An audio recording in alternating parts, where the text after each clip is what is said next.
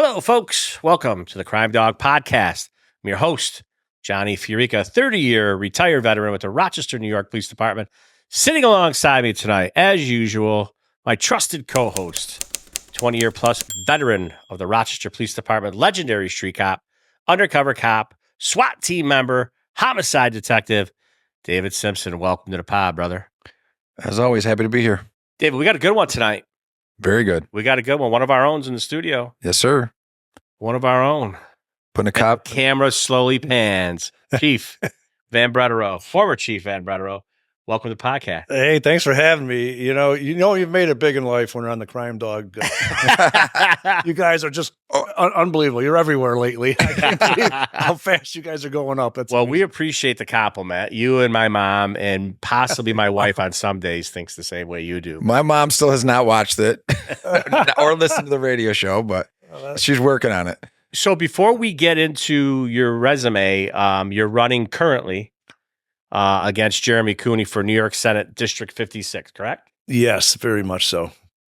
So why don't you tell our audience a little bit? By the way, I'm going to be bouncing back and forth. I call you Jim. I call you Chief. Either's fine. I know. Why don't you? We go way back. I know. We go way back. So why don't we talk a little bit about how you got here right now? Yeah. So, I was a police officer at 21. I got hired 1985. I think I was class 13. I'm not sure what that was back then, the academy class. And I was very fortunate. You know, it was hard to become a policeman back then. Thousands of people took the test, unlike today, because the job's been so dismantled. And I did 4 years in the town of Gates, and then I actually transferred over to the Rochester Police Department around 1988. I wanted to experience and try urban policing. And so I transferred down into the city, spent most of my time Maple Section midnights, had worked, Genesee afternoons in the downtown area. And after 3 years of doing that, it was a great experience. I had a great time, made a lot of friends, made a lot of great arrests back in the day. But, I really kind of preferred suburban policing. I think I was able to accomplish more in the suburbs. I look at the issues today in our urban city, and they're the same issues we were dealing with 37 years ago, and that's sad. The state of affairs where we're at.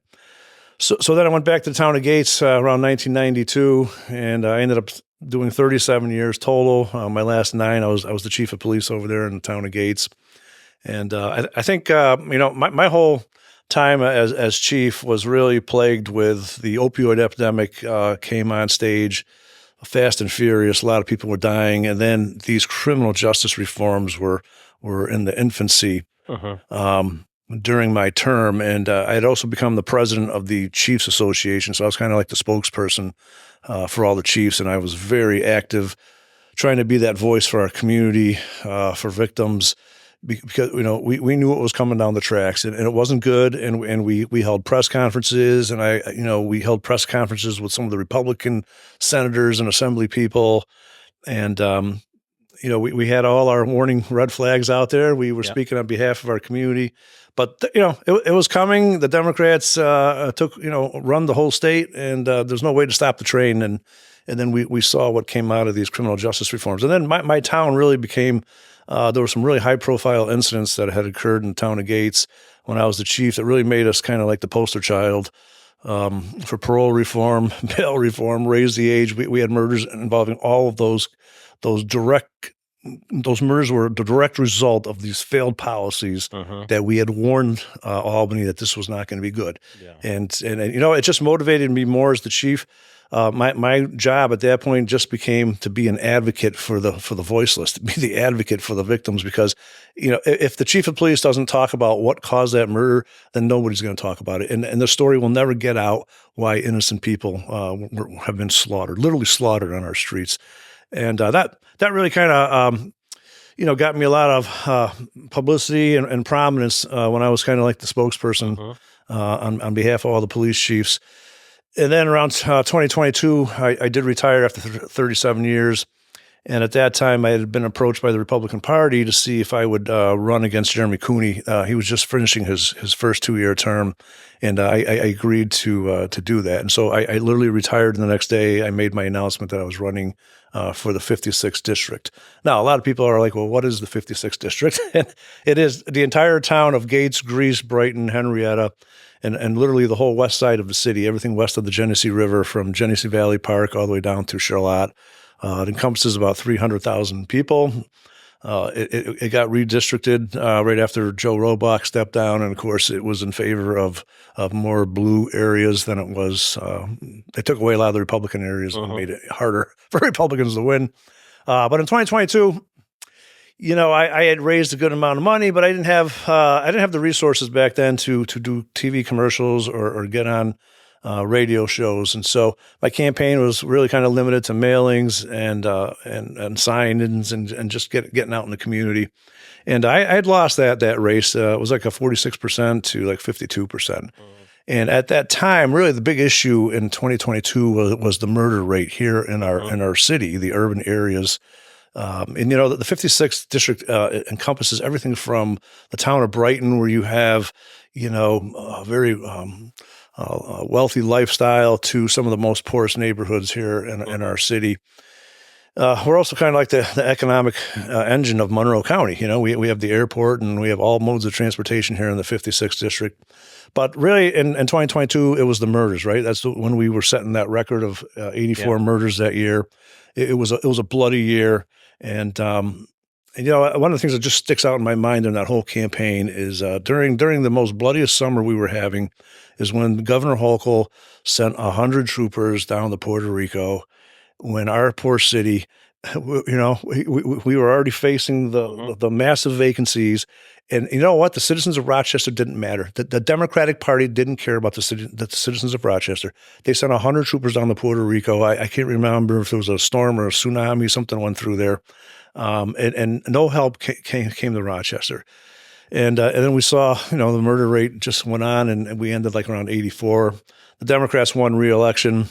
And of course, they have a supermajority. So what you're seeing in New York State right now is the Democratic Party is running the whole state. And really 3 people are running the state. You got the governor, you got the Senate majority leader, and then the Assembly majority leader. The 3 of them pretty much dictate what the agenda is. And so what's the first thing they all did after re-election 2022, right? They went right back down. They held a special session in Albany in December, and they immediately passed a bill making themselves, you talk about stick it to the voters, right? They make themselves the highest paid legislators in the whole country. So it would go into effect on January 1st. But this is the mindset that how mean can somebody be to the constituents, right? Yeah. You just got reelected. People just gave you 2 more years, and you go right down to the trough, and you start feeding yourself with this massive pay raise. And then, so what's happened in the last 2 years that's changed, right? Well, we now have the open border problem that we didn't have back then. New York has lost a couple 100,000 people. The population is declining because people are running, getting out of here to go into Tennessee, going to Florida. And so population is declining, yet the budget keeps increasing. So in the past 2 years, the budget has gone up by $17 billion, $17 billion. April, they just passed an $8 billion increase. We have set an all-time high on spending. The budget office says, hey, you better slow down. The comptroller says you better slow down. But look, they are on a spending spree. It is spend. We're number 2 in the whole nation when it comes to deficit, how much deficit we have. This is not fiscally responsible, but this is the problem you have when you have a one-party rule of government. This isn't a democracy, right? And that's what we're trying to change this November. We have a great slate of candidates that just pure innocent people like myself. I have never held public office. This was never on my bucket list, but I sit home in retirement, and I can't sit back and just allow this to occur without me saying, you know what, I'm going to throw my name out there. I'm going to throw my reputation out there. And it's been a long 8 months. But I'm doing this for all those crime victims that have been murdered, victimized. I'm doing it for all the people that can't afford their groceries or are about to get thrown out of their house. My mother's 89 years old. You want your parents to be able to stay in their house. And things are just upside down, crazy. I mean, I know you guys have talked about this on every show, how bad things are in the state of New York. And so that motivates me to get up every day and to work my campaign and try to change all this. So let's go back to what's happened in the last 2 years. Okay, so here in Monroe County, we're just under 6,000 Monroe County residents have had their cars stolen, right? 6,000 cars have been stolen. That is like unbelievable. You know how many cars we used to get before all this started. And that's 6,000 insurance claims. And these kids, they're not just taking them, the old days was a joyride and they'd park it, somewhere in the city and it'll get found and we'd tow it. And, they're destroying the cars, they're either crashing them or they're damaging them. They're spray painting Kia Boys on the car, damaging the interior of the car, costing us thousands of dollars, which then, affects inflation, right? Because our insurance rates are going up. I mean, we all know what it costs to insure a car right now, and it's unbelievable. We had over 600 people die of an opioid epidemic in the last 2 years, 400, and then we're still waiting to find out what happened last year because we're so far behind. We're sitting here now in October. We still don't know what the numbers are, but that's another whole issue. Another 600 people have died of an opioid epidemic. And now we have 175,000 illegal aliens that are here, and that's costing us $5 billion was added to the budget to pay for all that. Jeremy Cooney in 2021 and all the Democrats, they passed a law to make them eligible. The illegals at 65 are eligible to get Medicaid, health insurance. And it's just wrong. It's backwards. And, you, as a New York citizen, you just feel like you're a second-class citizen. It's like, does anybody care about us? I mean, where's the help for our veterans? Every exit you get off right now, I got off at Lyle Avenue and 390 today in the town of Gates. And here's this old guy. He's got to be in his 70s, all hunched over, holding up his sign, needs help, and he's looks like one of us, an American citizen. And where's anyone pulling over to help this guy? Where are the social workers, that are supposed to be driving around helping people? Things are just backwards and upside down. And I tell you, this is an interesting election this year because there are so many more issues and it's affecting so many more people. See, 2022, the murders were kind of condensed to the inner city. Now you have crime going on everywhere. It's very mobile. We see what's happening with the retail thefts. How embarrassing, right? When I go to my favorite Home Depot store in the town of Gates, and the first thing you do is you get out of your car, and we have the portable blue light camera that says, "Welcome, you are under surveillance. Please lock your car." And then you go into the store, and most stores now have to have some sort of an armed person at the door, or at least somebody there checking the receipts. Then you go and your favorite stuff is all locked up, right? You got to get somebody to unlock the display case. And then you cash out and you look at the receipt and you're just like, wow, how much did that just cost? Things are really out of control, but this crime is it's in our face every day. We witness it every day as citizens. You are seeing it. You're seeing it when all the motorcycles drive by you at the red light. I smell marijuana. I smell more marijuana now when I'm sitting at a red light than I ever did. It seems like everybody's driving and smoking marijuana. We totally have lost all control. And, I really feel bad for the men and women who are out there trying to be the peacekeepers, being the police officers, because there's absolutely no respect out there. And really their authority has been stripped. The whole criminal justice system has been dismantled. I mean, think about it, right? Bail reform, juveniles, parole, district attorney's office, discovery. They have literally touched every part of the criminal justice system, even the corrections. I met with some the New York State corrections guys. It is, you do not want to be a corrections officer right now. You are getting sucker punched. You are getting cold cocked because there's no replications, right? They're not going to put you back in the box or any of that stuff. And these poor prison guards have it tough. And again, the prisoners have more rights than the guards do. And it's just bad right now. And so that motivates me to say to our voters, hey, if you are tired of if you've had enough, if you're done, watch every morning we turn the news on. It's a car chase, smashed into some building. Somebody got run over, killed, hit and runs. Nobody stops anymore because you don't have to stop. What are the cops going to do to you? They're going to give you a ticket.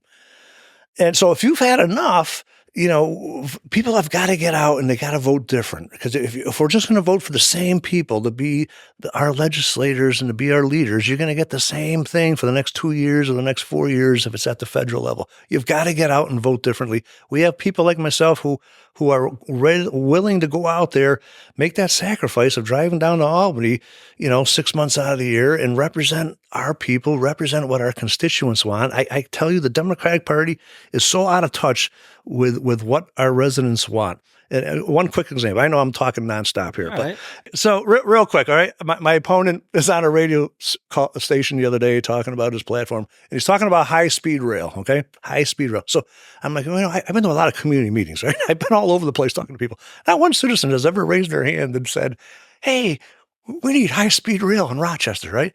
But, this is an agenda that they came up with. And whether you want this or not, or what the price tag is going to be of this high-speed rail, that's what they're going at. No, we're here to represent what the constituents want. But anyway. Did anyone from the Democratic Party, when you were the spokesman or the chief, come to you before the legislation was passed and inquire about your thoughts on it, like Cooney or anyone like that, or the governor or anyone? No, but I can tell you what we did do is so they all got elected. There was a big sweep in 2020, right? They all got elected for the first time. Jen Lunsford, all of them. Harry Bronson was already in. Cooney, Sam Rabrauk, Sarah Clark, they all got elected. So myself as the president of the Chiefs, and then Todd, the president of the Sheriff's Association at the time, they got elected in November, and we had them over to the Gates Police Department. We had all the chiefs there, and we had them all there before they went to Albany in January, and we talked to them about what was going on and what's coming, right? This bail reform was going to go into effect right after they got down there. Was that already voted on, or was that going to be voted on? The bail reform and raise the age were already done. Okay. But they end up doing less is more, and we'll talk about less is more in a minute. But so we met with them, and they were all brand new, but we never had another conversation since. That we've ever seen them since, or have talked to them when I was the chief. You know what I mean? They went on. But now they have commercials out declaring themselves the keep the community safe politicians. Yeah, that's interesting. Very interesting. Folks, we got a lot more to talk about. Retired Chief Jim VanBrederode running against Jeremy Cooney for New York State Senate, District 56. Stick with us on the other side. Since 1922, State Farm has been working hard to help better protect you and those you love. We've always taken a future-forward approach to developing or offering products and solutions to meet your ever-changing needs. That's truer today than ever before. At the Christopher Marmo Agency, we're in the business of helping. We will work with you to create your personal price plan to help select the best possible coverage on your auto, home, and life insurance. Bundle and save with State Farm. Call Christopher Marmo today at 585-247-1462. That's 585-247-1462. Folks, thanks for sticking with us on the other side. Johnny FIORICA and David Simpson interviewing New York State Senate District 56 candidate Jim VanBrederode. Jim, thanks for sticking with us, brother. It's good to be here. So on the break, we were talking about a lot of things, and you had mentioned less is more relative to the parolees. Could you? Yeah.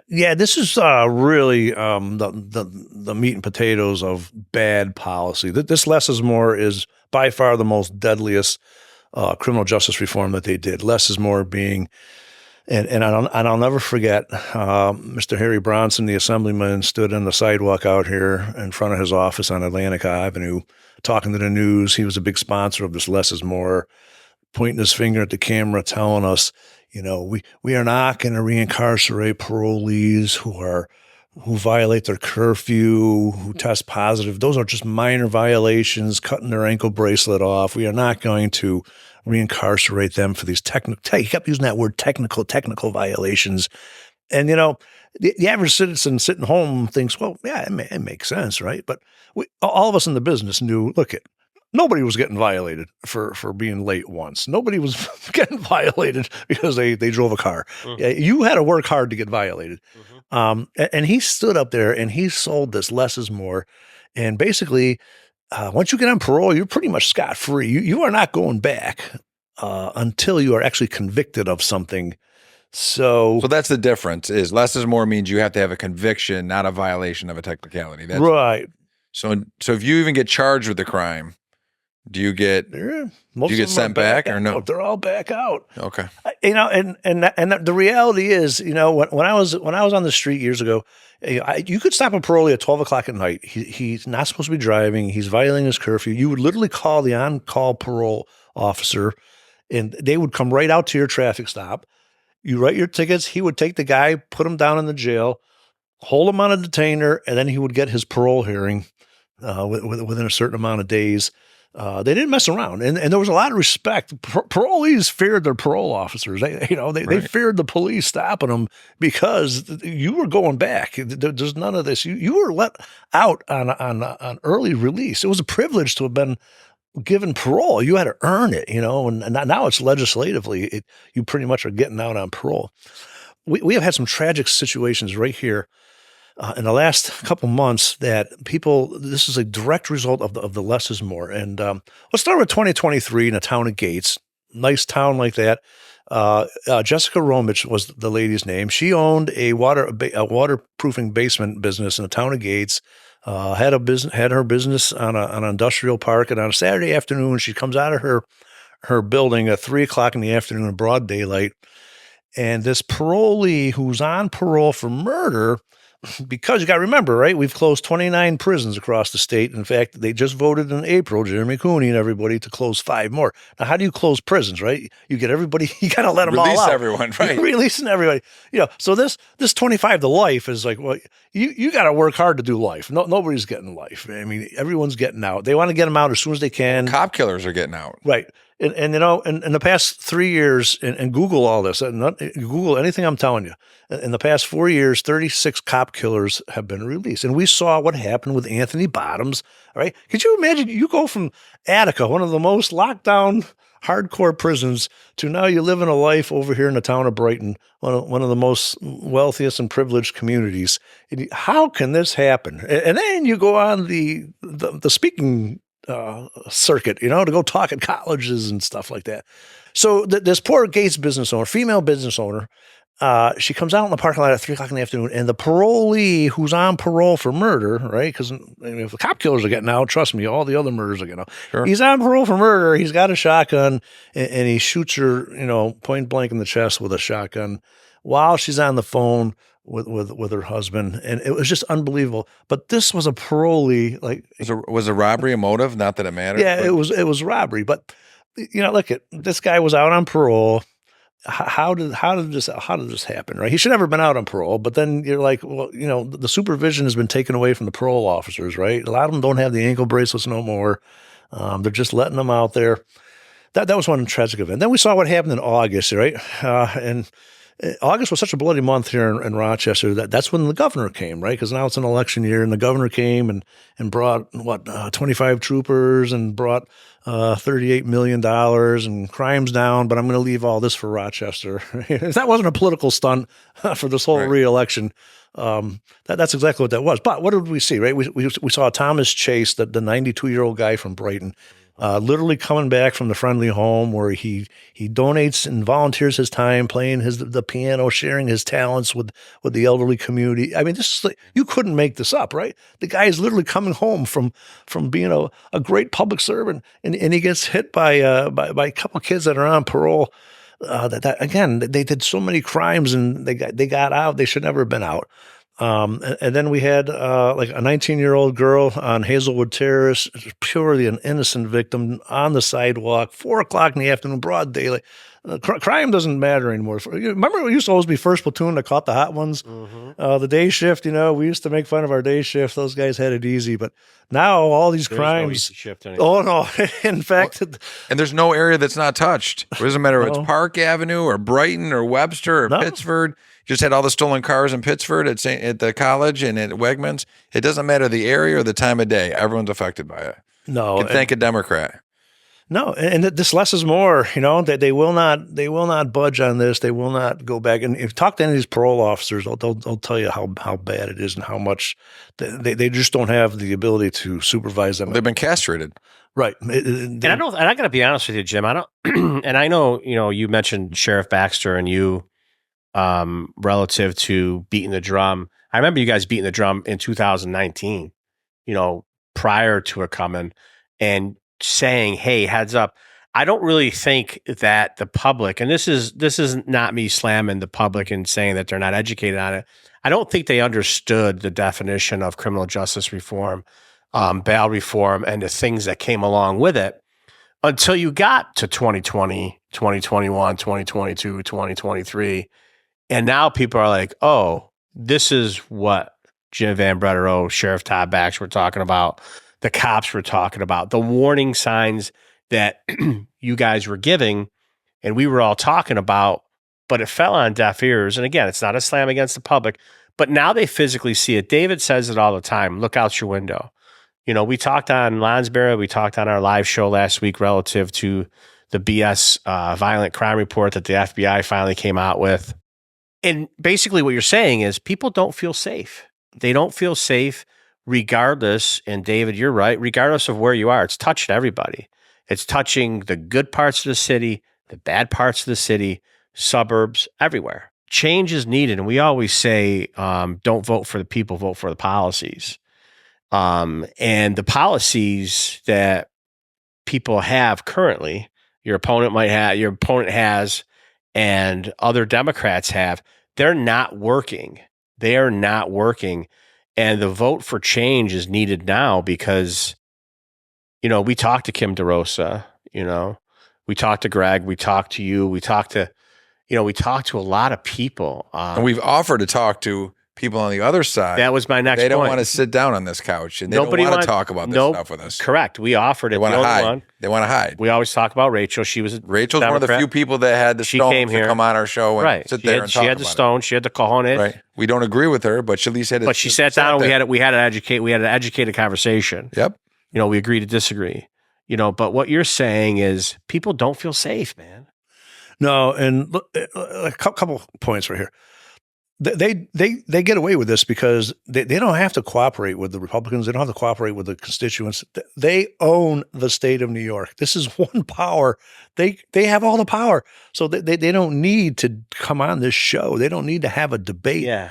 And then what's interesting is, as voters, you've got to watch what's going on, mostly through these commercials. We're getting bombarded with commercials right now.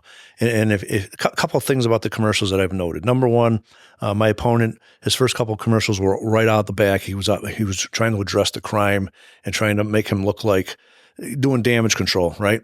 Hey, I got the endorsement of this law enforcement agency and look at me, I'm trying to do all this. And they kept blaming the judges, so right away he came out with trying to soften this whole crime issue. Cause I think they know they're in trouble over this crime thing because like you said, it's in everyone. Just curious, what law enforcement agency endorsed? Well, the New York State Police. But I understand because look, if the governor calls up these unions and say, hey, you know what, think about this, right? Tell me this doesn't happen, right? They call it up and say, your union better get on board with us or we're going to take away your 20-year retirement. Yeah, and think about this, right? Or you're trying to negotiate your contract right now. I totally get it. I'm not. It's not right, and I think it's crazy because now you just gave me ammunition. He didn't have that 2 years ago. Now he's been playing that card, his endorsement, by law enforcement. And look, you get people that don't follow politics, and you see this guy, and you see his ads. You're like, well, he's the law enforcement guy, Yeah, people don't always understand, And then secondly, what they're doing to win re-election, because they know they're in trouble, is they're going back to the playbook of 2022. 2022, it was all about the reproductive rights and playing this whole thing that, if you elect a Republican, they're going to take away your right to an abortion in New York State. And we all know, first of all, this isn't even on the radar or the platform of the Republican Party. That is not our platform to go after reproductive rights, number one. Number two, it has you have had that in 54 years. 1970, abortion has been here. That's what the constituents want. It's not an issue. And even if a couple of us got elected, there's no way we could change any of this. But they're using it as fear mongering, trying trying to, that's their war cry to their base. 3-card Monty. They're trying to shuffle the deck so you don't look at the crimes, so Right. you look at the abortion issue. So they're trying to distract you, but don't forget the issues that you're facing right now. What it's costing you. I literally just drove to Cleveland, Ohio. Right, I got to go see Lou Graham get inducted to the Hall. It was the most incredible event. It went on for 5 hours, but anyway, I got on Route 90. Right. And I drove right to 90 takes you right to Cleveland. Okay. In the state of New York, I had to pay tolls. Once I got into Pennsylvania and I got into Ohio, I never paid another toll. But that's what you got to remember on November 5th. What is it costing us to live here? It's the same thing. Absolute power corrupts absolutely. If you have a one-party rule and everything's run by the same people, they're just going to do what they want to do because we allow them to do what they want to do. If you don't put checks and balances in place, which is voting for some other people like yourself, then you can get what they're going to serve you. And look at and real quick, we'll talk about this Proposition 1, okay?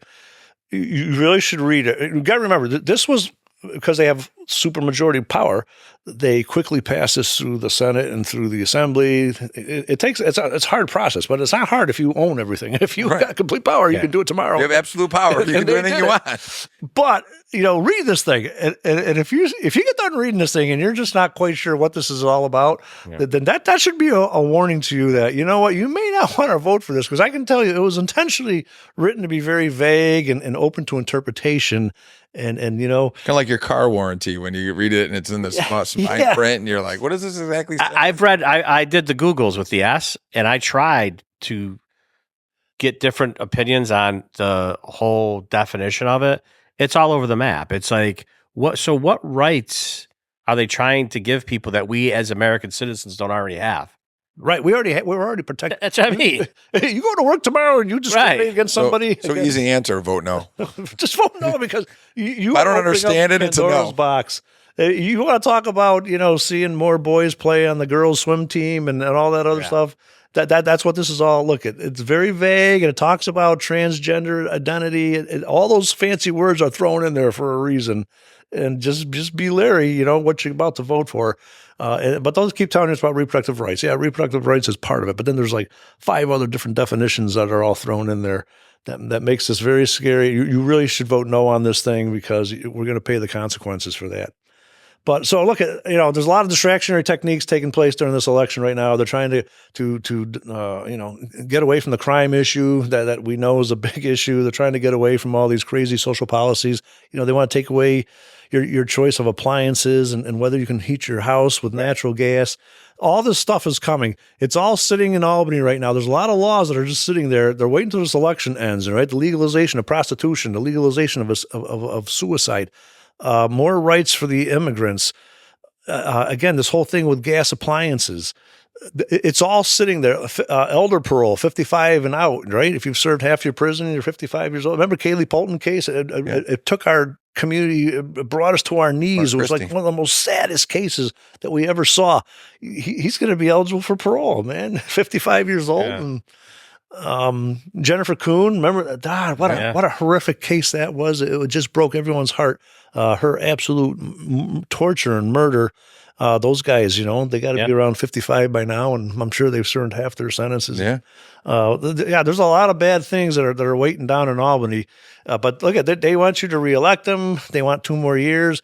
And again, they're just throwing this whole thing about the abortion.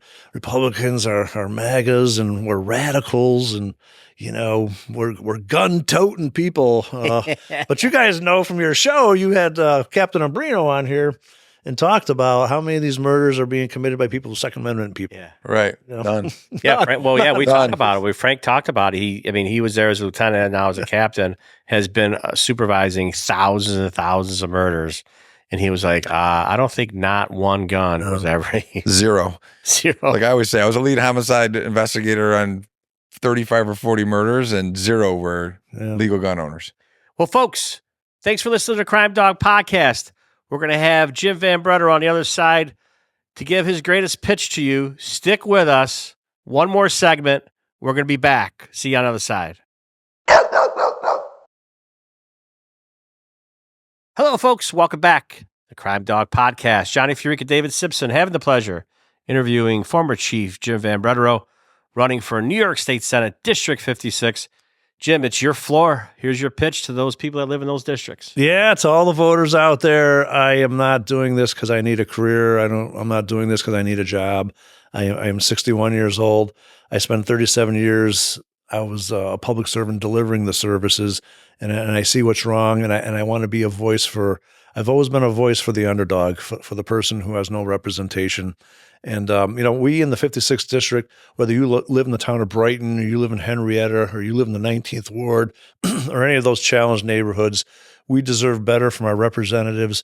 I will be responsive to the issues that you bring to me, the things that I see on TV. I will be there to represent us, because this is your only hope, are the people that represent you. And right now we have people that are in office that will not come to the table, that they will not cooperate with some of our most prominent law enforcement officials to address the crime.